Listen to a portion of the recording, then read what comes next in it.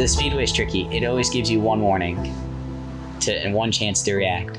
You're moving so fast at 240. I mean, like, if you think about it, you're going a couple football fields like a second. It's a very long race. It's very difficult to survive. Sometimes there's a lot of things that you can't control, like mistake on track or pit stop or an incident or something else. But there's always a chance for you to come back. If you are smart and you have a clean day, you're there in the end and you're going to be fighting for a win. And that's kind of always been my mentality, always knowing that there's more race left. The journey to becoming a race car driver is quite grueling. When I was a kid and we started go-karts when I was 5, I didn't start traveling until I was about 7. And at the time, my dad ended up owning a go-kart track and he had a massive team. So we had 2 53-foot long haulers and we used to drive them across the country. So I started road tripping at a very young age. At one point in my career, I had sponsorship, which got me to a certain point. Then I was part-time in IndyCar. So I've now been with Foyt for 3 years. It's a road trip in itself. And it's turned into me now road tripping with my dogs all over the country. You just never know what's gonna be thrown at you. And that's what transpired into Foyt and the journeys of bringing a team from out of the championship to fighting in the top 10, fighting for wins.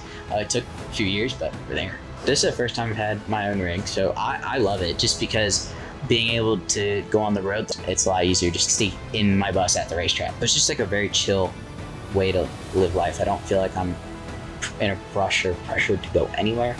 I can just get there when I need to, leave when I need to. It's pretty stress-free. I can load up, take it where I want, stay where I want, go see what I want. I can drop the bus and take off in my truck and go to the grocery store too. When you're in an RV, and you're staying at the track, you're hanging out with the mechanics more often, you're in engineering, like you're with the dogs. It's deeply rooted in all sports. And going out with, it's a family tradition for a lot of people that gets passed down and carried on. I mean, people travel the country to see athletes play. It doesn't matter if it's football, baseball, basketball, racing. I mean, the amount of people that travel the world to come see AJ, they come and they get a love for it. Part of it is the old school, you'd go camp and people would go take weekend trips and tailgate. It's essentially tailgating for a sporting event, just instead of doing it over the span of 4 hours, you're doing it over the span of 3 days.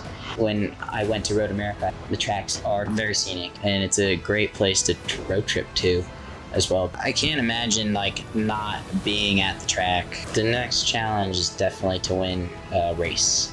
So we've been so close, yet so far. Like, it's one of those things where we've been on the podium in the top 5 a bunch this year.